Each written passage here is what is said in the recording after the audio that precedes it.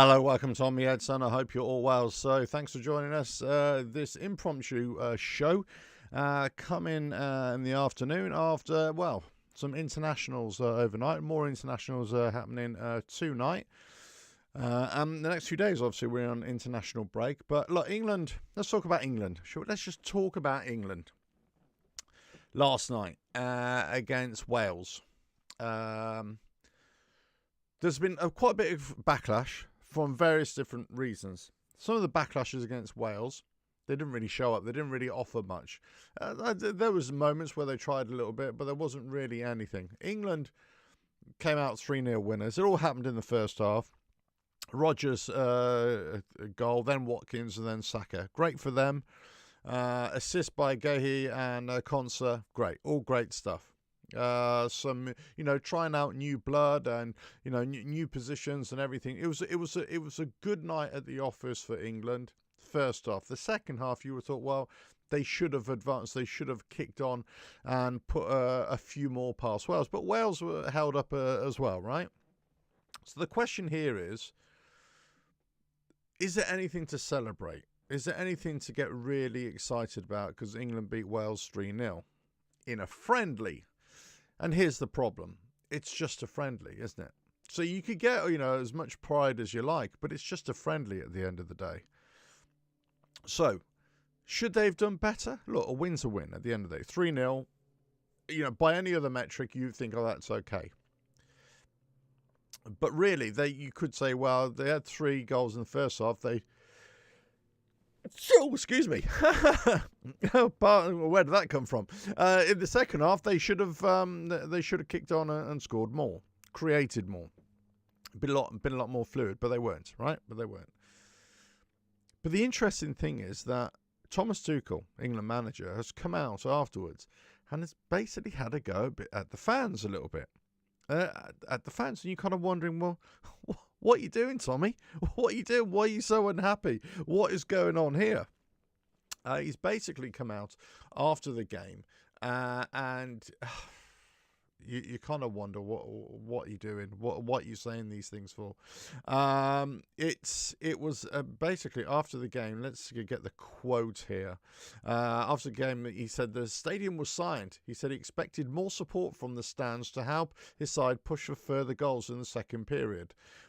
England regulars will understand the atmosphere wasn't amazing in the second half, but they also understand there were multiple factors at play, said an FSA spokesman. So, look, he's coming out and he's kind of having a go at the fans saying, look, hey, no, you should be supporting us more. This is why we didn't score goals. Now, the reason you didn't score more goals in the second half is because you didn't create the opportunities yourself.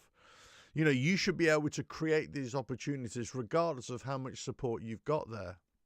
You shouldn't need a whole stadium of 80, 90,000 people. I mean, I don't even know what the attendance was last night. I mean, it did actually say, 78,126, so not even capacity, right?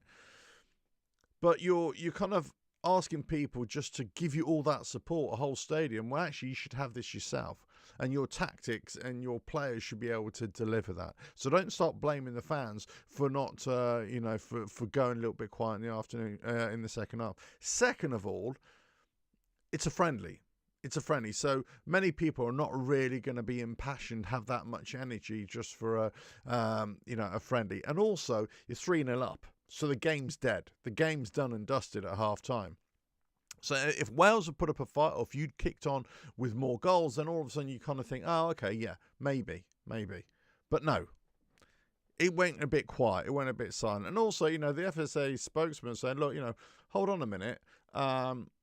What he fully doesn't understand, Tommy Tuchel, is that these are midweek games. These are hard to get to.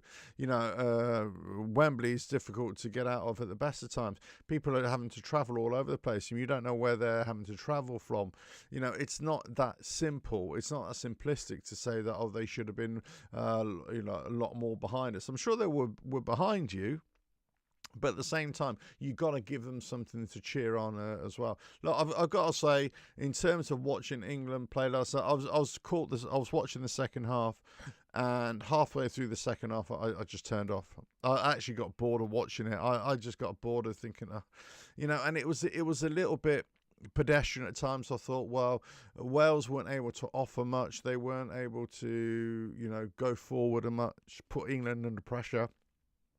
And I understand the criticism, but at the same time, you can only play to whatever level you're at. But England didn't really probe, didn't really create a lot of chances last night. So I think there was, if you're going to blame anybody, Thomas Tuchel, Tommy Boy here, blame your own players and blame yourself for not creating those chances and being better at getting out at Wales. Listen, as a football team, whether domestic, whether from a club, or whether from a nation, you've got to play the football that gets the fans behind you. And the fans can get behind you and will get behind you if they can see something as well. But you're asking a crowd to get behind you and urge you on for more goals when you're already 3-0 up and it's a friendly. And it's midweek, and it's difficult to get, and people got to work, all that kind of stuff. So, you've got to understand there's a bit of an energy gap here, lull, just because, it is the nature of the game. I think, blaming the fans, give the fans something to cheer about. Give the fans something to be excited about by the nature of the football that you're playing. For me, it's boring football. It just wasn't that exciting. And I've got to say, this is not necessarily an England thing. I think this is a lot of international football. It can be quite boring at times, and it's not, and you're not really invested in it, or I'm certainly not invested in it as much as I would normally have been in the past. Yeah, when the big tournaments come around. But even then, you kind of feel a lot of these games that they're not exactly great, really. Great watching. I mean, last night, there's some big results. Denmark beating Belarus 6-0. And yeah, Højlund, Rasmus Højlund, who's doing great for Napoli right now after leaving Man United on leave. He got a couple of goals there. Dorgu got a goal there as well. So good times for Denmark. Scotland, 3-1 winners against Greece. Christie, Ferguson and Dykes with their goals there. Finland beating Lithuania 2-1. Netherlands beating Malta 4-0, as you would have expected. Gakpo getting a couple of goals. Rangers getting one, and Depay getting another one as well. Austria beating San Marino 10-0. You got 10-0. It's amazing. It's San Marino, right? It's San Marino. West Ham fans will be pleased to know that Marko Arnautovic got 4 goals last night. 4 goals. Marko Arnautovic still banging them in. I hated the way Marko Arnautovic left West Ham and the process in which he left, and I kind of felt really resentful. But I've got to say, I do miss those times when Marko Arnautovic was at West Ham. I do miss those times. Cyprus 2-2 with Herzegovina, Czech Republic, Croatia, which I thought would be an interesting game before going into it, but it ended up being a 0-0 affair. Look, Faroe Islands, right? Tiny minnow nation, a group of islands, north of Scotland up there, right? Part of Denmark cluster. They beat Montenegro, who prevented Italy from going to the World Cup a few years ago. They beat them 4-0. Well, there we go. Romania beat Moldova 2-1. England obviously beat Wales 3-0. Poland beat New Zealand 1-0. And Morocco beat Bahrain 1-0 as well.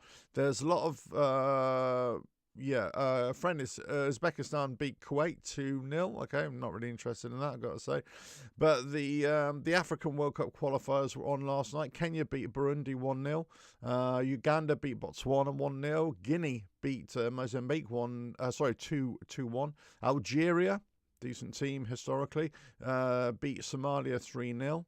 Liberia beaten Namibia 3-1. And match cancelled between Malawi and Equatorial Guinea. Not sure why. But there we go. That's a wrap-up of all the internationals from last night. Let us know your thoughts in the comments later on. Let us know, You know, is Thomas Tuchel, is he right to be upset with the fans? Is he right to make these kinds of statements? Look, he can be a bit bristly at times with Thomas Tuchel, and he can say these kinds of things. He's done it at club level, and, you know, it's just part of his makeup, it's part of his nature. I'm not sure whether he's justified in this sense at all. And, you know, I think he's got to know where he's at in terms of international football and what it means to the fans and everything. Look, they've come out in support in great numbers to watch a friendly. You know, that's what he's got to understand. They've come out in great numbers. They've paid their money to come out and watch a friendly. So I would, first of all, I would show a little bit of appreciation just for that, as opposed to just kind of lamenting a little bit in the second half that the fans weren't there cheering you on and everything. You know, a lot of people might be leaving as well, having to leave early. A lot of people are just thinking, well, it's all right. Then a lot of people might be thinking, this football's really boring. You know, I've come here watching this. It's all right. But, you know, so it's an energy exchange in football. You got to give something to get something, right?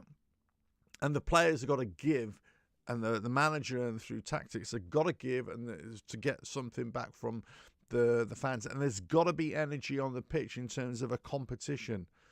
And when friendlies don't usually lend themselves to, you know, that kind of competition, that kind of energy being transferred onto the fans. There isn't that kind of energy.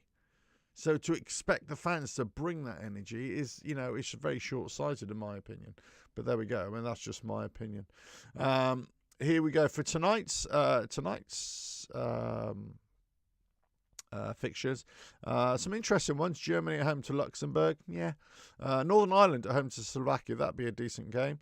Kosovo versus Slovenia. Sweden, Switzerland. Yeah, I've already tipped that one last week to say that'd be quite a decent game to watch. France against Azerbaijan. Yeah. Iceland against Ukraine. Yeah. Kazakhstan, Liechtenstein. Belgium, North Macedonia. Yeah. And then international friendlies are already taking place. Japan drew 2-2 with Paraguay. Who scored for Japan there? Agawa, Nueda, Almiron. Is that Almiron from Newcastle? No, surely not the same guy, is it? No, I think it is actually. And Gomez as well there for Paraguay. South Korea lost 5-0 to Brazil. Severo got a couple of goals. Rodrigo got a couple of goals. And Vinicius Jr. got one for Brazil as well. Uruguay are playing Dominican Republic right now, and they're beating them 1-0. And then later they got Jordan against Bolivia, and Football Union of Russia friendly at home to Iran as well. So that's all there is. And just wondering if there are any other. Oh yeah, African nations here. You got Sudan against Senegal taking place. Sudan, Mauritania taking place in Togo against Congo, Democratic Republic of Congo. Later on, you got Lesotho against Nigeria, Rwanda against Benin, Zimbabwe against South Africa. Okay, that's be quite a decent game. Gambia against Gabon, and Seychelles against Ivory Coast. So obviously some of your players from your club teams might be playing for some of these nations, of course. In Group H, you got Sao Tome de Principe. Or a Principe, I don't know where that is. You know, I know it's African nation, but I'm not sure where it is. I think it's a principality, isn't it? Against Tunisia. You got CONCACAF, the South American qualifiers. Suriname are home to Guatemala. Bermuda at home. Oh, so this is a central. Yes, of course it is. Bermuda at home to Trinidad and Tobago. Go Trinidad and Tobago. Nicaragua. I used to live there. That's why. Nicaragua lost 3-0 to Haiti. And Honduras drew 0-0 with Costa Rica. Yeah, so there we go. Those are all the games tonight. Interesting. To a degree. I mean, I always said last week that a lot of these games aren't really that interesting. A lot of these games in this round of internationals aren't really interesting.